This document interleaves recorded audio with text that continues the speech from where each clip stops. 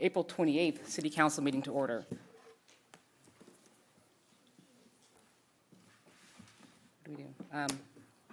Tim, pledge, please. Oh, absolutely. Thank you. Please follow me in the Pledge of Allegiance. I pledge allegiance to the flag of the United States of America and to the republic for which it stands, one nation, under God, indivisible, with liberty and justice for all. Thank you. And if we could please call the roll. Councilmember Bruins is absent. Councilmember Daniels. Here. Councilmember Miller. Here. Vice Mayor Schaefer. Here. And Mayor Middleton. Here. Next Tonight's meeting of the Citrus Heights City Council is cablecast live on Metro Cable 14, the local government affairs channel on the Comcast Consolidated Communications and AT&T U-verse cable systems. This meeting is closed captioned and live streamed at citrusheights.net. Tonight's meeting replays on Monday, May 2nd at 9 a.m. on Channel 14. This meeting can also be viewed on the city's YouTube channel. Okay. Next item, please. Next item is approval of agenda. Move approval. Second. Motion by Schaefer, second by Miller. All those in favor? Aye. Aye. Next item, please. Next item, we have presentation number 4. It's a proclamation of the City of Citrus Heights recognizing National Therapy Animal Day as April 30th. Mr. Daniels, would you please present? Absolutely. Hold on. Sorry. So, research that shows that therapy animals can make a difference in our lives in a wide variety of ways. They improve mental wellness by decreasing fear, anxiety, loneliness, and isolation. Therapy animals and their partners positively affect our community and residents in need.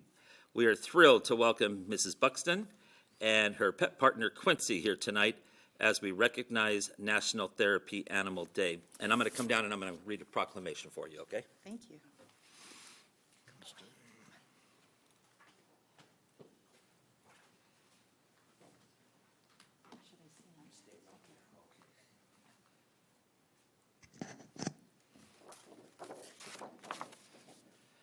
Okay, so the City of Citrus Heights recognizes April 30th, 2022 as National Therapy Animal Day, and whereas there are thousands of pet partner therapy animal teams serving in communities across the United States, and whereas Pet Partners has designated April 30th as National Therapy Animal Day, and whereas Pet Partner therapy animal teams in the City of Citrus Heights play an essential role in improving human health and well-being through the human-animal bond, and whereas Pet Partner therapy animal teams make millions of visits per year in settings such as hospitals, nursing homes, schools, and hospice, and whereas Pet Partner therapy animal teams interact with a variety of people in our community, including veterans, seniors, patients, students facing literacy issues, challenges, and those approaching end of life, and whereas these exceptional therapy animals who partner with their human companions bring comfort and healing to those in need. Now, therefore, be it resolved that the City Council of the City of Citrus Heights does hereby proclaim April 30th, 2022 as National Therapy Animal Day and encourage our citizens to celebrate our therapy animals and their human handlers. Further, I publicly salute the service of therapy animal teams in our community and in the communities across the nation. In witness whereof we have set our hand and sealed this date, 28th of April, 22, and it's signed by the mayor. Thank you very much, and we're going to turn around and take a little picture. And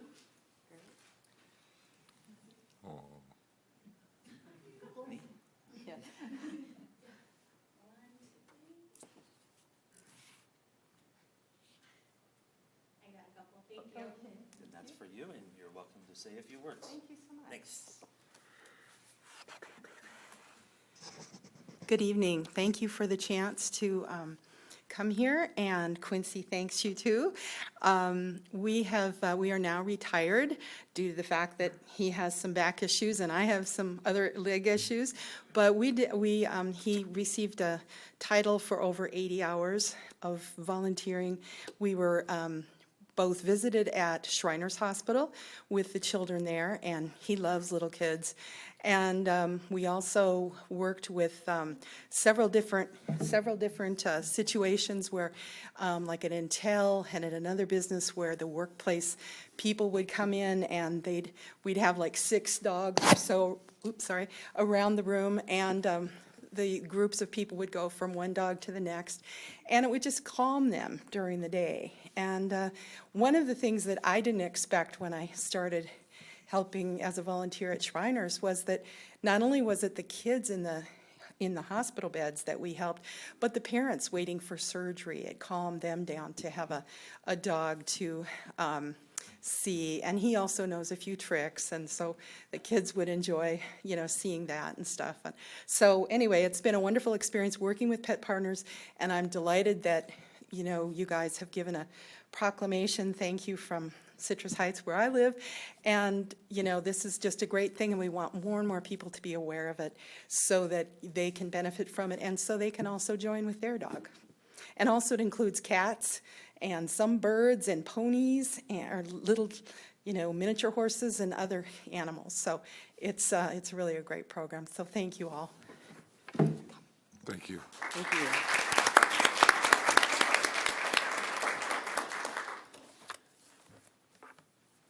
Okay, our next proclamation. Our next item, number 5, proclamation of the City of Citrus Heights proclaiming April as Fair Housing Month. And Okay. Vice Mayor, if you would take that over. Thank you. So April is Fair Housing Month, and this marks the 54th anniversary since the enactment of the Federal Fair Housing Act of 1968.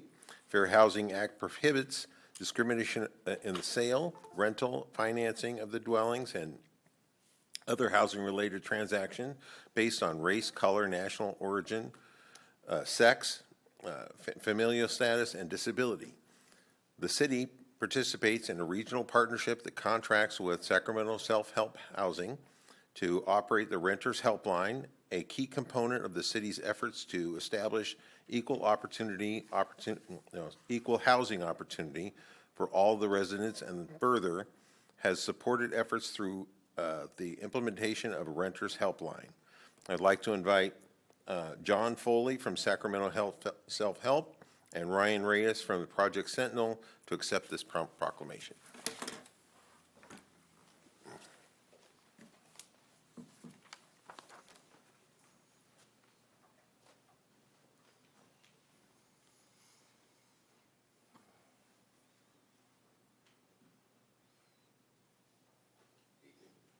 I'm going to read the proclamation. You're welcome to speak after if you like. Sure, thanks. So, proclamation of the City of Citrus Heights proclaiming April as Fair Housing Month. Whereas Fair Housing Month is celebrated each April across the United States to commemorate the enactment of the Federal Fair Housing Act of 1968, and whereas the Housing Act prohibits discrimination in the sale, rental, and financing of dwellings and other housing-related transactions based on race, color, national origin, religion, sex, familial status, and disability, and whereas, as we recognize Fair Housing Month, it is timely that we reflect on the importance of in communities, states, and the nation to affirm civil rights and oppose bigotry and discrimination. And whereas the City of Citrus Heights affirms that every American who, in choosing where they want to live, has the right to live in dignity and safety without fear of discrimination, and that the city supports state and federal protections against discrimination in the sale and rental of housing. And whereas the City of Citrus Heights supports the education of homeowners, realtors, landlords, property managers, home buyers, and tenants regarding their rights and responsibilities under the federal and state fair housing laws. And whereas the City of Citrus Heights is proud of its commitment to fair housing, while recognizing the need to affirmatively further fair housing in its policies and practices, and is committed to continuing to work to identify and remove impediments to fair housing choices. Now, therefore, it be it resolved that the City Council of the City of Citrus Heights does hereby proclaim the month of April 2022 as Fair Housing Month and confirms its commitment to ensure there is equal access to housing for every member of our community. Witness hereof in the mayor's hand. I'm going to present this presentation to you. All right, nice to meet you. Nice to meet you, sir. Okay, so there we go.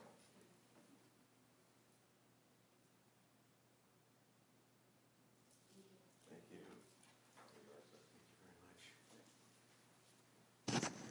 you. Madam Mayor, members of the council, thank you. Good to see you again. Particularly pleased to be here this evening because one of the things that sometimes happens with landlords is they freak out about dogs. And even when they have a no pet policy, if someone has a dog that's a support animal, that's no longer a pet.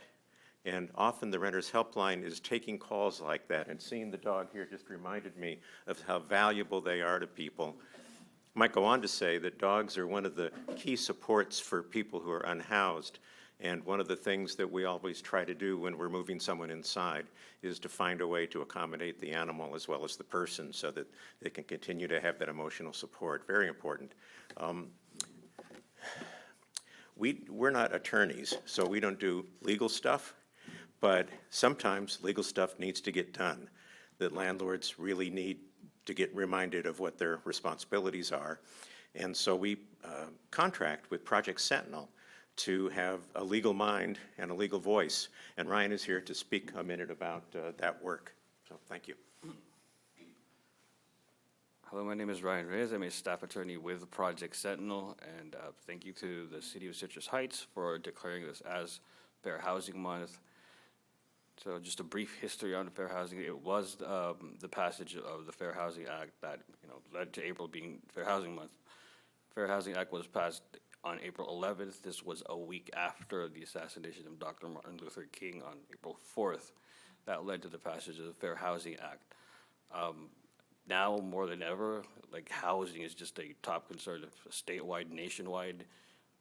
The Fair Housing Act helps bring down one of those barriers to finding housing, which again is a priority nationwide. So the Fair Housing Act continues to grow and continues to protect, different categories of people. The newest protection is for voucher holders. So currently, voucher holders, there can no longer be policies where a landlord denies a voucher holder for renting solely because they are a voucher holder. And that's how fair housing rights, really protect, members of our community that do need that protection.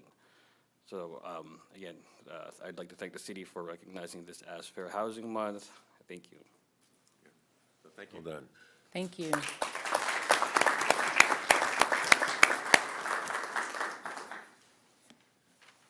Next item, please.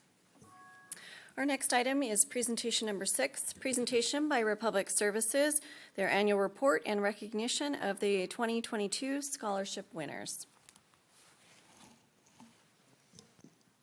All right. Good evening, Mayor Middleton, Vice Mayor Schaefer, and council members. I am so happy to be here in person. This is my first Citrus Heights Council meeting in person in a couple years, and I had to plan an entire outfit because you were not just looking at me behind a screen. I couldn't just wear a t-shirt and a blazer. I would like to introduce Ray. Ray is our new municipal administrator, our public services. He is not the newest, but one of the newest people on our team.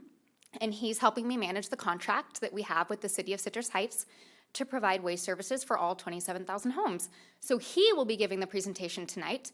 I, for once, will be handing the spotlight over to someone else, but I will be available for questions at the end. Thank you.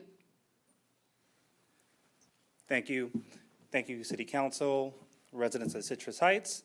I'm not getting a proclamation today for trash and recycling, but I'm excited today to be presenting the annual report and our scholarship recipients for the Sustainability Scholarship. So for 2021, our annual report. Slide. Thank you. I'll go briefly through COVID-19 because we're all kind of behind it now. We have had all of our frontline workers working throughout this whole transition, but our administrative staff have just now come back to the office, and we are working very well. Slide. Republic Services.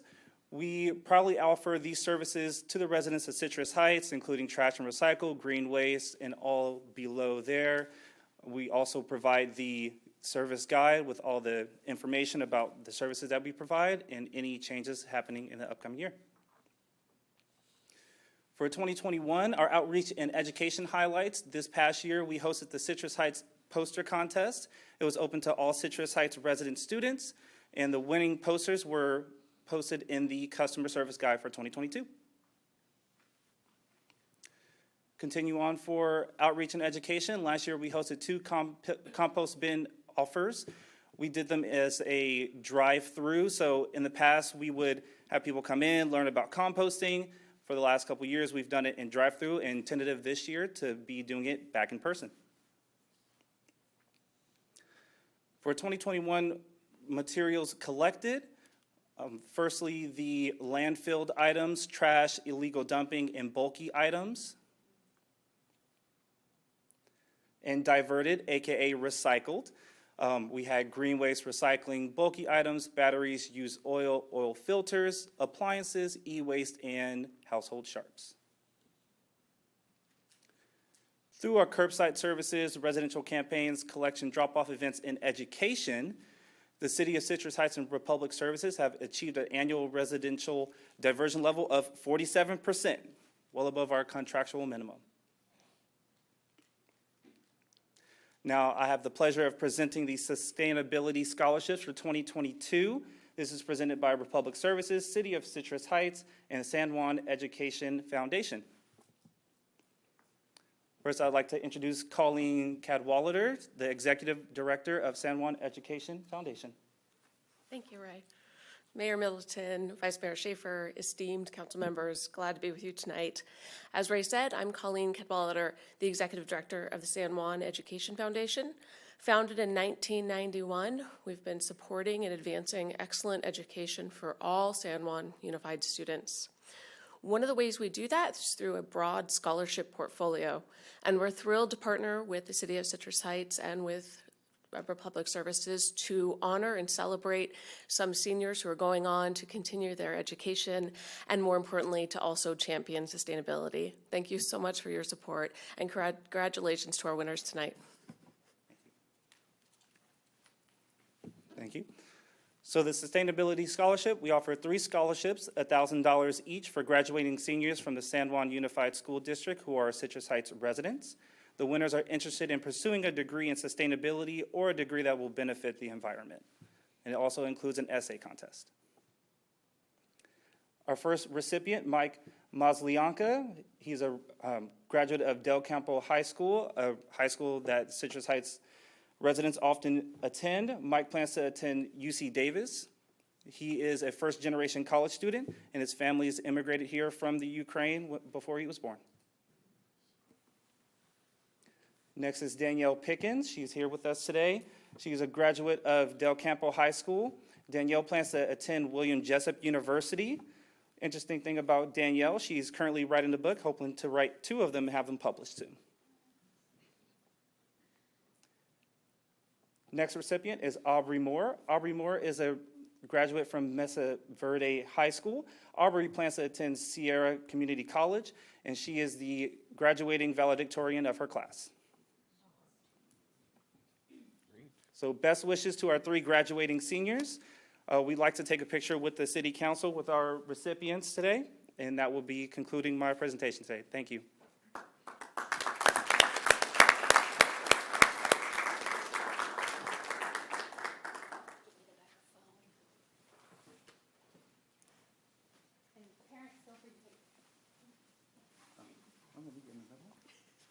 Recipient.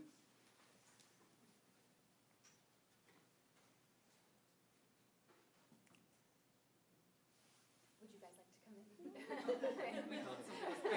We were ready. There you go.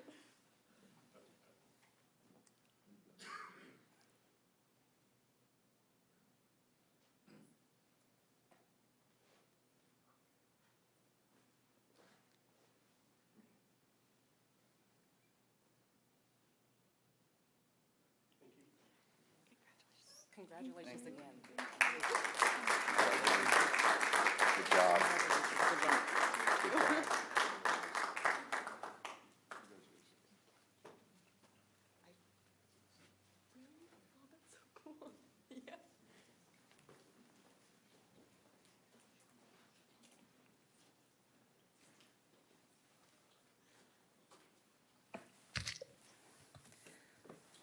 Okay.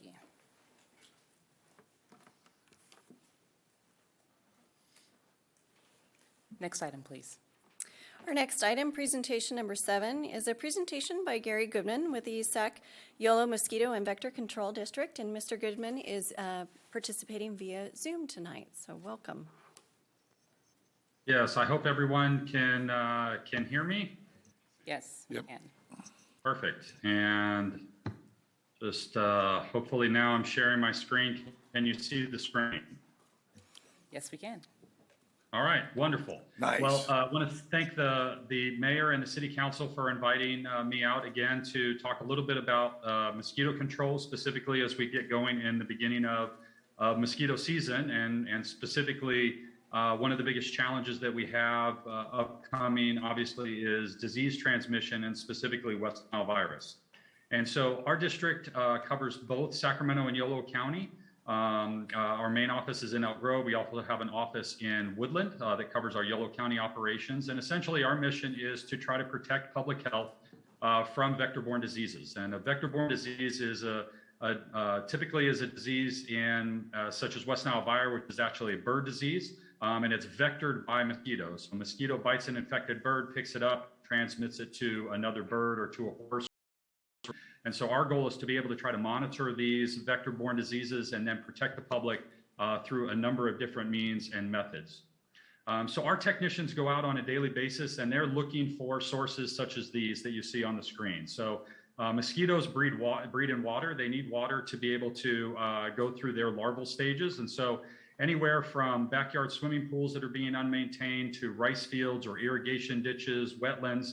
But the biggest challenge that we have are the things that we can't see from the street, the things that are in people's backyards. And specifically after the recent rains that we had just last week, you get a number of containers that are in people's yards that may fill up with water. And anytime water is standing for more than 72 hours, it can be a perfect breeding ground for mosquitoes. And so what we do is we try to ask the public to take a look around their yard once a week for any standing water in dog dishes or buckets or coffee cans. Anything that can hold water for more than 3 days can be a breeding ground. And so we ask those folks to just empty those containers out.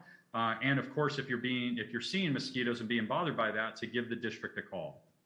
So our district goes through what we call an integrated mosquito management approach, and specific starts with public information. We have a very active social media campaign. We do advertisement on the radio, television, and print.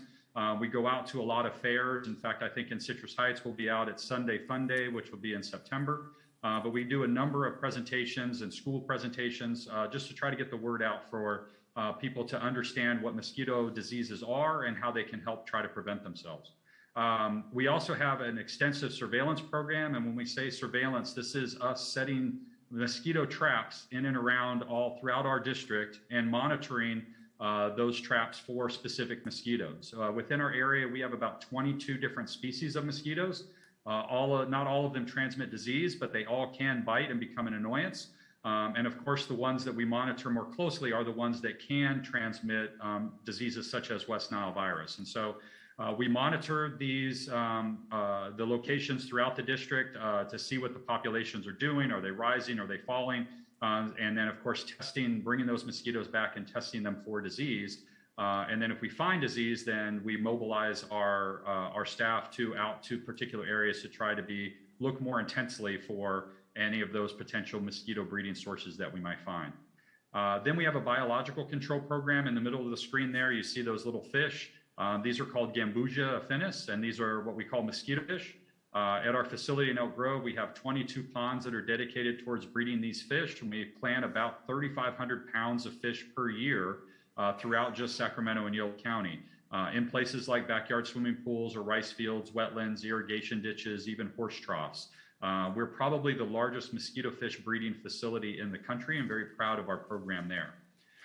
Then we have an ecological management department, and this department has some heavy equipment. We work with landowners to be able to try to help facilitate and eliminate mosquito breeding on their property. So we work with U.S. Fish and Wildlife Service, California Department of Fish and Wildlife, the Nature Conservancy, Cosumnes River Preserve, large landowners that may have irrigation that backs up on their water, on their land, to where they're breeding mosquitoes that are then having an impact on this on the surrounding neighborhoods. And so we work with those areas to make sure that they're implementing what we call best management practices to minimize mosquito breeding on their property.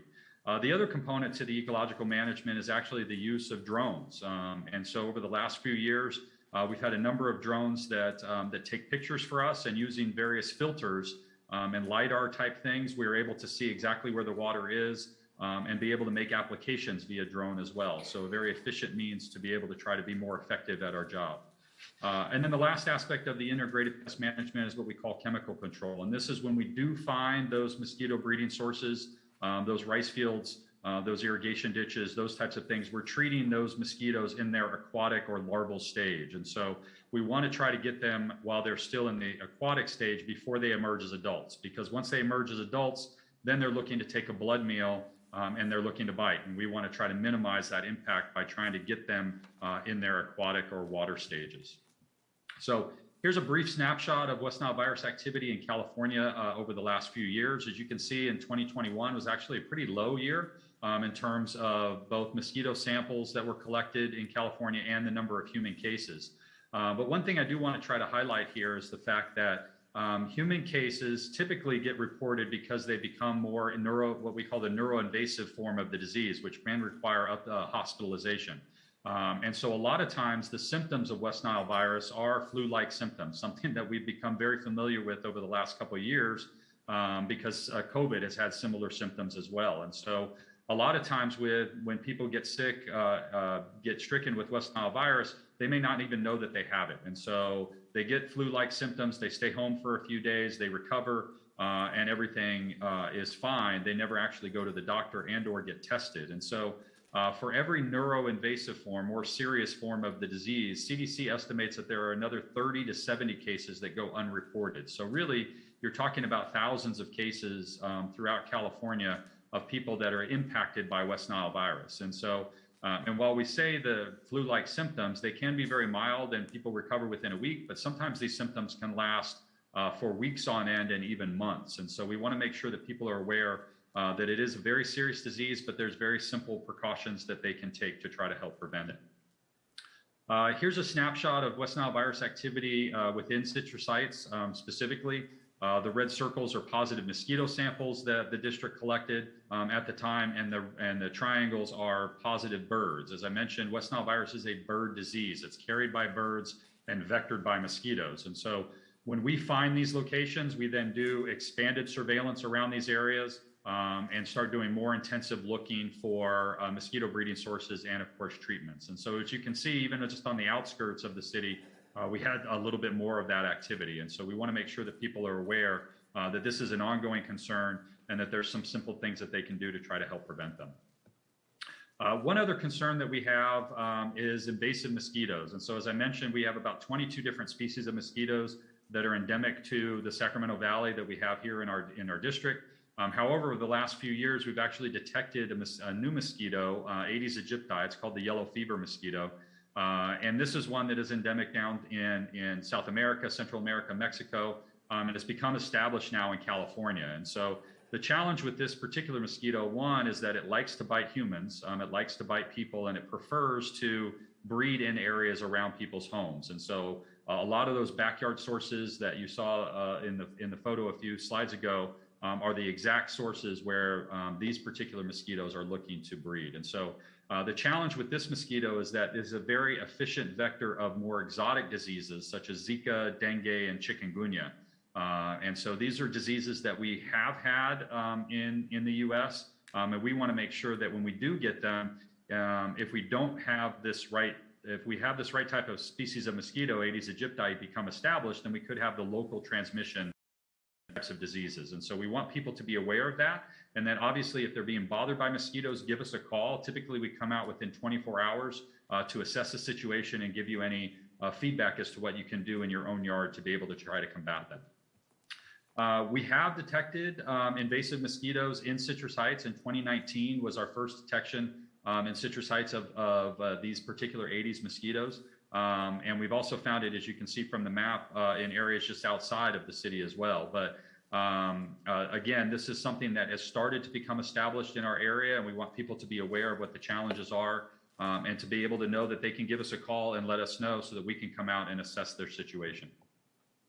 When we do find these particular species of mosquitoes, we do extensive outreach. A lot of it becomes door-to-door activity, knocking on doors, putting out information, door hangers, and just general educational pamphlets so that the residents are aware of what the risks are and what to do about them. And then, of course, we do very intensive inspections on these particular types of mosquitoes, looking in various containers that are in people's backyards. And so it is a very labor-intensive control effort to be able to try to do it. But what we really need is the help from the public to be able to identify, are you being bothered by mosquitoes? Please give us a call so that we can come out and assess that. With that, I know in the audience, your Citrus Heights appointed member is Dr. Jana Karpinski-Costa. Hopefully she's waving right now at the council. And she has, I believe, come by to drop off mosquito repellent. And so we do offer mosquito repellent to anyone who would like it, specifically if you have evening events that are going to occur as we start to get into mosquito control season. Please give us a call. We'll be more than happy to drop those repellent packets off. We want it to be used. We buy that stuff by the pallet, so we have a lot of it. And we want people to be aware that, again, they can try to protect themselves by using a good repellent so that they're not being bitten. And with that, you can get more information on our website at fightthebite.net or give us a call directly at 1-800-429-1022. And with that, I can answer any questions that the council may have. Do we have any questions? Oh, please. Thank you, Gary. Great presentation. You guys are always super good with that. So I do have a question with regard to if you determine that there is a particular source of, say, a backyard swimming pool, what are the limitations for your access to that? And if you're unable to get in touch with the owner of the property, what kind of recourse, what can you do? And I just, that would satisfy some curiosity for me. What's the recourse if you're unable to get in touch with the homeowner? Yeah, we get into about, I'd say 98% of properties that we're looking at specifically that have backyard swimming pools. It's really a matter of if we'll reach out with door hangers, we'll use public records to be able to try to make phone calls, those types of things. But if we can't get access or if they're refusing access, then we do have what we call abatement authority, and we'll get a search warrant through the county, and then we'll come out with the police and they'll escort us into the backyard. We try not to go to that point because it just becomes a little bit more confrontational, and that's not exactly what we're looking for. But we do get mostly compliance from people because it's a free service. Essentially, we're only going to be in your backyard for just a few minutes, assess the problem, and then treat it appropriately. And so most people are very receptive to that. But if somebody is refusing to get us in and or we're not able to, then we have the authority to be able to get a search warrant. Thank you. Any other questions? Thank you so much for your presentation. Great. Thank you very much. I appreciate the time. Okay. Next item, please. The next item is comments by council members and regional board updates. Mr. Daniels, kick us off. Okay, not too much. Before she walks out, I just want to say it's a pleasure to see the Honorable Dr. Karpinski-Costa here. Progresses, I'll give updates. Very nice. Very good to see you, and the guy you're with too. There, he's okay too. So, board meeting, air board meeting this morning. Not a whole lot to report out of it. Couple of things. There is some good funding that's coming from the federal level all the way down into the local level, and we'll hopefully talk to some staff about that and making sure that we're reaching out if we want to for that. There was some discussion, a little bit of discussion on the preliminary budget and whatnot. Nothing really exciting to report out of that, pretty much status quo. And then there was some discussion regarding the, man, I'm going to be careful here. So just the very unprofessional article put out by the Sacramento Bee about a week ago regarding Sacramento and having the something like 7th filthiest air in the country or something. And the remarkable thing about the article is that completely wants to ignore that we live in a bowl to begin with, and we suffer when there are fires that come into our area. And the most telling thing is they didn't even pick up the phone and try to call the director of the Sacramento Air Quality Board to discuss the issue. So just a hit piece, and nothing surprising coming from the Sacramento Bee, but hopefully the directors will write a rebuttal to what they wrote. But my point in bringing it up is, if you read it, I want to assure you that tens and tens and tens of millions of dollars are being spent to clean the air in Sacramento. It's probably cleaner than it's ever been. Those of us that grew up here certainly know that it's much cleaner today than when we were growing up. And so just be assured that a lot of activity and a lot of things do occur to give us healthy air here. And I will leave it at that. So, yeah, I think, on the 30th, day after tomorrow, is National Drug Take Back Day, April 30th. There are 2 places that I'm aware of in the area that you could take your no longer wanted or expired medications. Please don't flush them down the toilet. The little fishes don't want them and whatnot. And so from 10 a.m. to 2 p.m., you can take them to the Sheriff's Department at 4510 Orange Avenue, and that's down Auburn Boulevard going towards Winding Way or American River College area. And then the other one is Roseville High School, which is One Tiger Way over in the area of the old Roseville, kind of going over towards Sunsplash and over in that area. So please do that. Don't let them sit around. Very unfortunate incident occurred just this last week in Mesa Verde High School regarding a drug overdose situation. And leaving them sitting there when they're no longer going to be used is reckless. And so please find a way to properly dispose of them, and that is the best way to do it. And then the final thing I want to bring up is yesterday I had the pleasure and honor to attend the state of Natomas, North Natomas area specifically, mainly. And the thing I found remarkable about that, and I've been spending a little bit of time out in Natomas lately, is that they have about 70,000 people, whereas we have about 85,000 or so, roughly. And when I go around and I look at that area and see what they've been able to do there, it kind of makes me wonder why we're not a little bit glossier. That's the way I'm going to put it, okay? We have a lot of great things. Citrus Heights is an incredible city. It's vibrant, it's alive, it's all those things. But somehow, some of the surrounding areas tend to find a way to get more money, and it's unfortunate.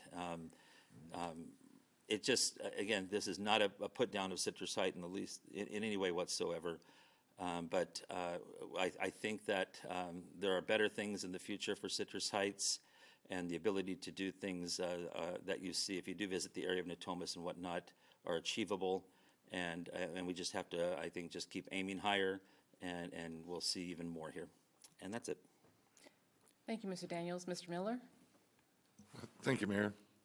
I did not have any regional meetings between our last meeting and now. I did have a mega regional meeting on Capital Corridor, JPA, which is about 7 counties from San Jose here to, I guess that'd be Santa Clara County, to Sacramento County and areas in between that Capital Corridor travels. We had an update on, now listen to this, minimum viable product, MVP, that is being launched under the Integrated Travel Project, CAL-ITIP. What that means in government speak is they're trying to come up with a way that we can pay for transit, whether it be trains, buses, vans, or light rail, with the same method, whether it be here at Sacramento Regional Transit, which we have the pilot project, or BART, or Capital Corridor, or anywhere, Los Angeles, San Diego, on any of the transit systems. So they're working to make everything, that's one of the phases of CAL-ITIP. The other is kind of making connections, making sure that the trains show up at the same time the buses do, everybody gets off and gets on, and it all works. So there's a great effort to coordinate these things for connections and making it easier to pay. So you just carry a card. Now, it's also easier because you don't have to sell monthly passes. It'll track how many times you use it. And if you use it enough times, it qualifies, discounts your rate. There's so many things that can be done so much easier. So looking forward to that. Quick update on the third track, which will run from Sacramento to Roseville. Currently, there's 2. Design will complete about March 2023, and construction begin in about April 2027. So there's your update, and I'll get back to you in 23 and let you know how that's going. Thank you, Mr. Miller. Vice Mayor Schaefer. Thank you, Mayor. So I had a library board meeting today. We were unable to achieve a quorum last Thursday, which was the plan.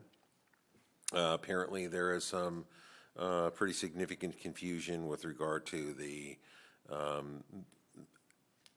Brown Act requirements for electronic meetings. And it seems like a lot of different agencies are treating that very differently. I understand the requirement from the council, from the library board, was that the entity has to declare a public safety issue in order to keep the electronic meetings going. So bottom line is, so couldn't reach a quorum last week. We did reach a quorum this week. 15 out of 15 board members. We had 8 board members show up.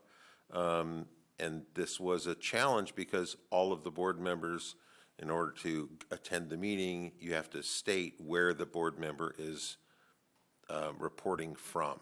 That'd be your home address, and it has to you have to be able to have public access to that location. So some serious challenges we're getting into, and now we're moving to a hybrid program, and I think we're going to have to figure out sometime in the very short term future, and maybe the city attorney can address this at some point. But yeah, we're faced with the challenge of getting a quorum going. So we had some contracts that were deadline. We actually held the meeting. The meeting started about 45 minutes late before we were able to call enough people that were already pre-registered. So we did meet a quorum. We did do some housekeeping, but that is a challenge for us. So. On another note, one of the things that I enjoy the most about serving on the council is that I get communication from the community on almost a daily basis.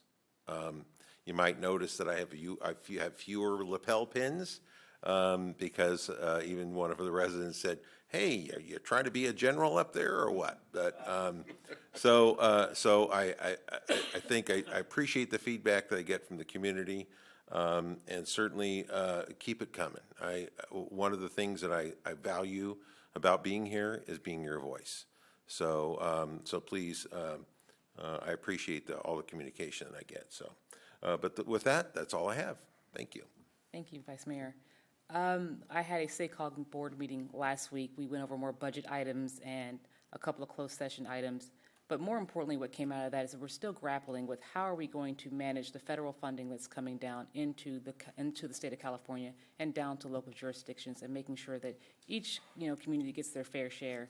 I made sure I shared with staff some of the grant deadlines are fast approaching, but we really don't have, most jurisdictions do not have the ability to pivot so quickly. So we're trying to scramble together to see how we can work in collaboration to make sure that we're all getting what we need. We need paved roads, we need more transportation, there's special projects that we need to have done in our communities, and that's becoming more and more difficult as the timeline and the fundings on these projects are, on these grants, are coming up really quickly. So we're trying to figure that out as fast as we can and make sure that we're advocating for our communities. And as always, I'm a strong voice for Citrus Heights. I'm probably the loudest one in the room about why we need what we need. And if I have my way about it, we'll get it. Next item.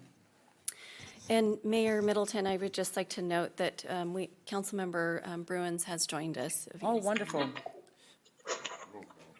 Good evening, everybody. Good evening. Do you have any updates for us? Sure. Thank you for indulging my duplicitous calendar this evening. First of all, I'd like to report from the PAL board meeting that we were able to visit 25 houses for the Easter Egg My House, which is a lot of fun. We also have put an offer out to a person to be the PAL coordinator, and once that is confirmed, I will announce who that is.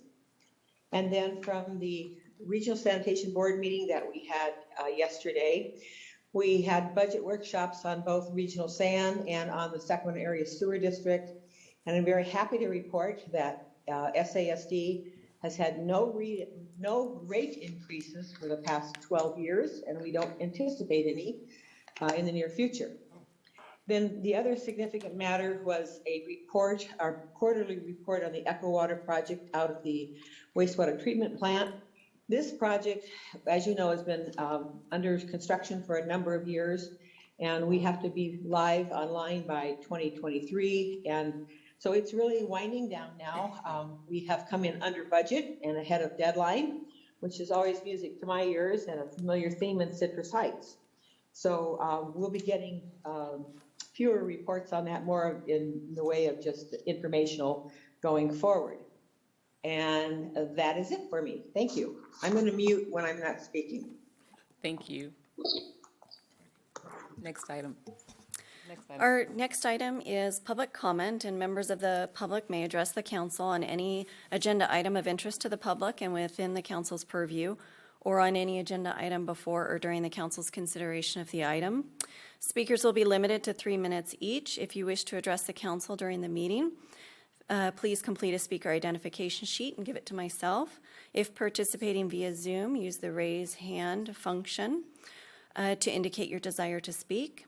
When your name is called, I will allow you to unmute your microphone to speak.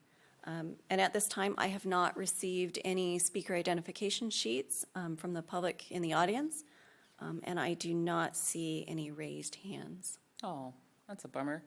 Next item, please. The next item is consent calendar items 8, 9, 10, and 11. Mayor, we just had somebody raise their hand.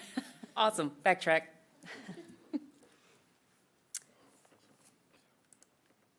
Connor Bailey, if you'd like to speak, you have 3 minutes.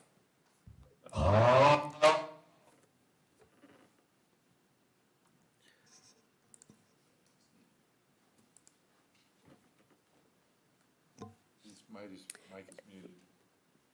Connor Bailey, your microphone is muted.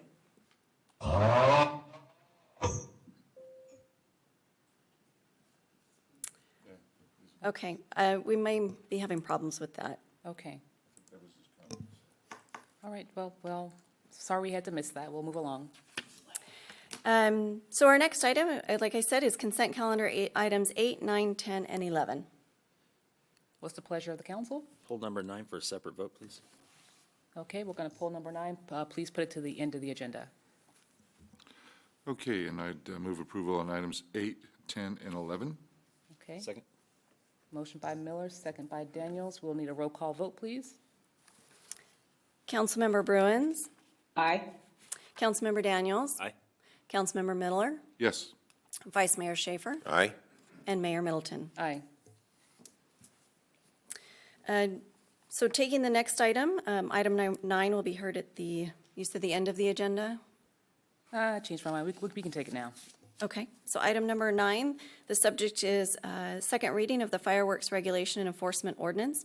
The recommendation is to adopt an ordinance amending Chapter 38 of the Citrus Heights Code relating to fireworks. Move approval.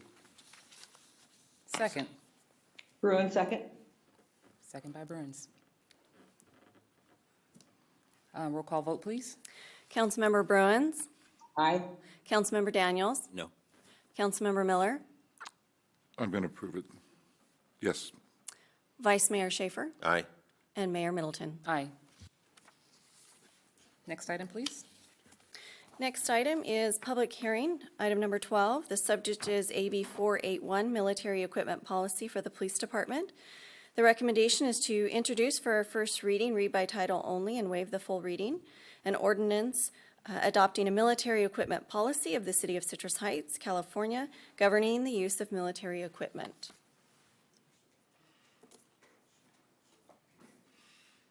Welcome.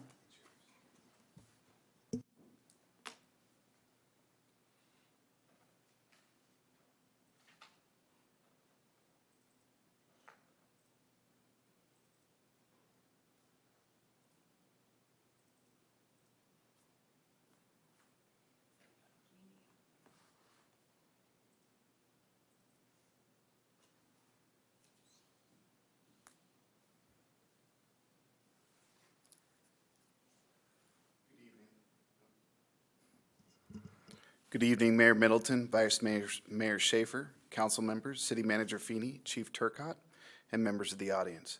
I am Lieutenant Jason Baldwin. I'm a patrol watch commander with the Citrus Heights Police Department. I also manage the traffic and the SWAT team. Tonight, I'm here to discuss California Government Codes Chapter 770 through 775, also known as AB 481. This is the law enforcement and state agencies and military equipment and funding and acquisition and use bill that was passed on September 30th, 2021 by Governor Gavin Newsom. This law lists and defines equipment used by law enforcement agencies which must be approved by their governing body, you. California agencies using equipment listed in the law must begin to obtain governing body approval by May 1st, 2022. List proposed policies regarding the use of the equipment on their website 30 days prior to the first reading before their governing body. Allow for public comment and present a second reading to their governing body before a vote. On March 22nd, 2022, our police department listed the proposed policy on our website for public viewing. That's Citrus Heights Police Department Policy 706. Included in the policy is the list of equipment used by CHPD as defined in the new law. Examples of the equipment are our SUAS, or our drones, command vehicles, which is the large white CHPD motorhome looking thing. Our ERV, which is our emergency rescue vehicle. In the law, it's called an MRAP. Less lethal weapons, munitions, and many more items that have been listed in the policy. We are not requesting any additional equipment than was listed on the proposed policy that was included in your council agenda packet on March 24th. All the equipment listed has been used in our department for years. This is a public hearing on the adoption of the proposed policy. It is staff recommendation that the City Council introduce for a first reading of an ordinance and waive the reading of the entire ordinance, an ordinance of the City of Citrus Heights, California, to adopt CHPD Policy 706, military equipment, as written and posted on the CHPD website. Do you have any questions? Any questions? Yeah, Lieutenant, Yes. We Is that show, feedback from me? pardon? I don't know where that's coming from. Okay. Yes, sir. We show a number of robots. Are those all our robots? Or do we have to list things like from the Sheriff's Bomb Squad? The answer is no, that those are not our robots. I wish they were, but they're not. Yeah, I do too. We had to include, or we wanted to include things that we would ask for In mutual aid. from mutual aid. Yeah. The Sacramento County Sheriff's Bomb Squad has a very nice robot that has helped us out multiple times in the past, and we wanted to include those things in our policy. Perfect, thank you. I just wanted to say not all the things That's correct. we own, That's correct. but we do utilize them for times. Thank you. Yes. Any other Have questions? anything? Thank you for your time. Thank you. Mayor, this is a public hearing, and there is the introduction of the ordinance for the council's consideration. Okay, so that's my cue to open said public hearing. Right? Yes. Got it. Here we are. And I do not have any speaker cards that were filled out, and I do not see any raised hands. I see no one in the audience running up here, so we're going to close the public hearing. There we go. And now, what is the pleasure of the council? I move approval. Motion by Bruins, second by Daniels. Roll call vote, please. Councilmember Bruins, Aye. Councilmember Daniels, Aye. Councilmember Miller, Aye. Vice Mayor Schaefer, Aye. and Mayor Middleton. Aye, unanimous approval. And next item, please. Next item is department reports, and we have none. So the next item is city manager items. What you have, Mr. Feeney? Good evening, Madam Mayor, members of the council. Do have a couple of brief updates here. And I think I got a couple of slides that accompany them.